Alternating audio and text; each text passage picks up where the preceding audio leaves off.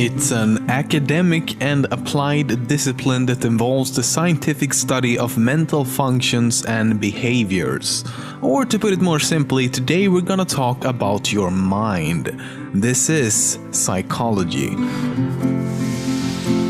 How many friends can you have? Or more specifically, is there a limit to the number of people that you can maintain a stable social relationship with? These are relationships where you know who the person is and you know how each person relates to every other person in the group.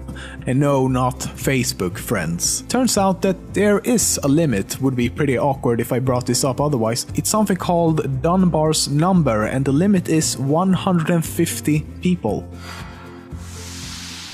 Ever wondered why? Why do you want things? Why do you do things? Why do you feel the way you do about certain things? Why do you keep on living?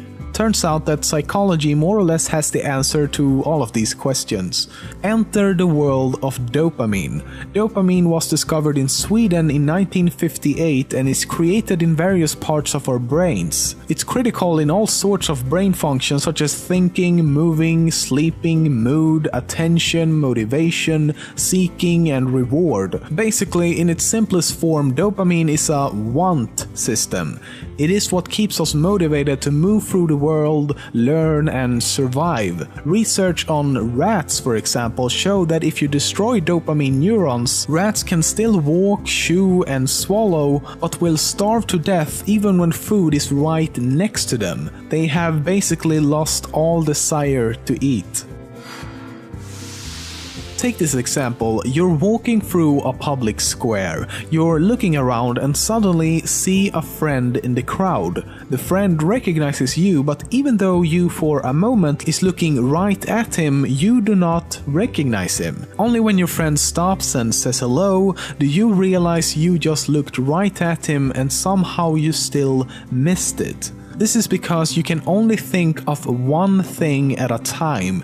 You cannot mentally focus on more than one task, no matter how good you might think you are at multitasking. People are capable of switching between several tasks very quickly though, which can create the illusion of multitasking. We can also learn to do something physical while focusing on another mental task, such as walking and talking on the phone at the same time. However, a study was done with these very circumstances which made it clear that people who talk on their phone while walking bump into other people much more and doesn't really notice and or remember things happening around them. This phenomenon is called inattentional blindness. If I asked you to draw an object, any object at all, what perspective would you draw that object in? From above, from the side, from below? Turns out that most people would end up drawing it like this, at a somewhat tilted angle as if you were slightly above the object looking down. It's called the canonical perspective. The interesting thing is that it seems to apply to almost everything, even objects you wouldn't normally see in this top-down type of perspective, such as a truck or a horse. And when you take a photograph, you're also most likely to take it from this perspective, no matter if you're aware of it or not. We can't really explain why this is exactly, it seems people just like and prefer to view things this way. Some of you watching this might see yourself as a quite logical, self-aware type of person. I know I do. So when you make a somewhat larger decision, you carefully think it through and consider everything before making up your mind. But research shows that although you want to think that your decision making is a conscious, deliberate process, it's not. For example, let's say you want to buy a new TV. You consider the size of the TV that works best in your room, the range of TV brands you're willing to buy from, price versus quality, whether you should get a Blu-ray player, and so on and so on. But the things that has the biggest impact on what TV you end up buying happens unconsciously. Things such as what are most other people buying, or am I the type of person who always has the newest technology, or am I more known to go for shock value like getting a 120-inch TV. This is why we can sometimes feel like we know what is the right thing to do, as in trusting your gut, because unconsciously you've already made up your mind. Have you ever been in a situation where you're, for example, listening to someone explaining something or showing you how to do something, and without thinking about it, you start to imitate those movements? Whether you have or not, it's something our brains learn to do from a very early age. Just watching other people doing stuff causes some of the same neurons in your brain to fire as if you were actually doing those same things yourself. These are appropriately called mirror neurons. Mirror neurons. Mirror. The same thing happens with empathy. When you try to empathize with someone, we are literally experience what others are feeling through these mirror neurons. Mirror.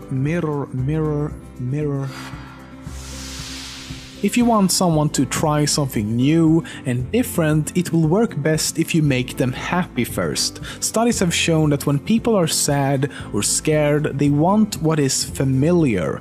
But when we're happy, we're much more likely to try something new and are not as concerned of what is and isn't familiar. This ties in with the fact that when we're sad or scared, we feel much more vulnerable compared to when we're happy, and thus you might feel that you need to protect yourself, even if that new thing you're scared of is a new type of cereal.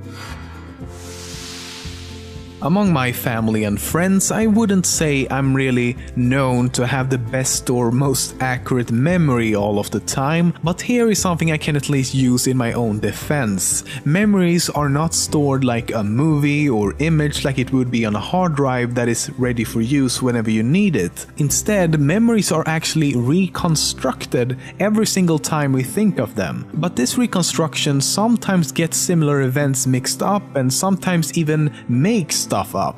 For example, imagine this: if you spend time with the same friend at school almost every day, when you remember something from a day where he wasn't actually there, the reconstructed memory might think he was because he usually is. To you, that memory makes total sense and it will seem just as real as the original event. So in a sense, your brain reconstructs the memory you're trying to remember in the way it thinks would be most logical, but not necessarily the most accurate. This is why the testimony of eyewitnesses at crime scenes can many times differ greatly.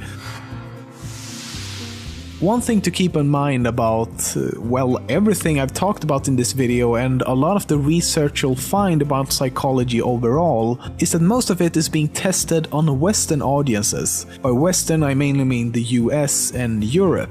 Why this matters is because another study showed that the way we think is different depending on what culture we come from. It showed, for example, that when presenting different images to people around the world, people from Asia focused on the surroundings and the things in the backgrounds, while people from the West focused on the main or dominant foreground object. And looking at the brain patterns while performing several of these tests revealed that our way of thinking is very different in many ways. The point is that the study revealed that not only are our cultures different, but because of our culture we also think differently.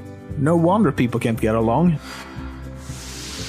For those of you who's watched my Top 10 Facts series for some time now, might have noticed a certain structure of how I present my content. I usually, but not always, begin with a fact that is short and just basic. The facts in the middle are somewhat random, and then I end the video with what I think will be most fascinating or the most complex. And there's actually a reason why I do this, and it's something called progressive disclosure. This is a fancy term that is used in the field of psychology to refer to providing information in increasing chunks of size and complexity. We can only process a small amount of information at a time, and thus we actually prefer when, for example, text is divided into paragraphs compared to just a wall of text.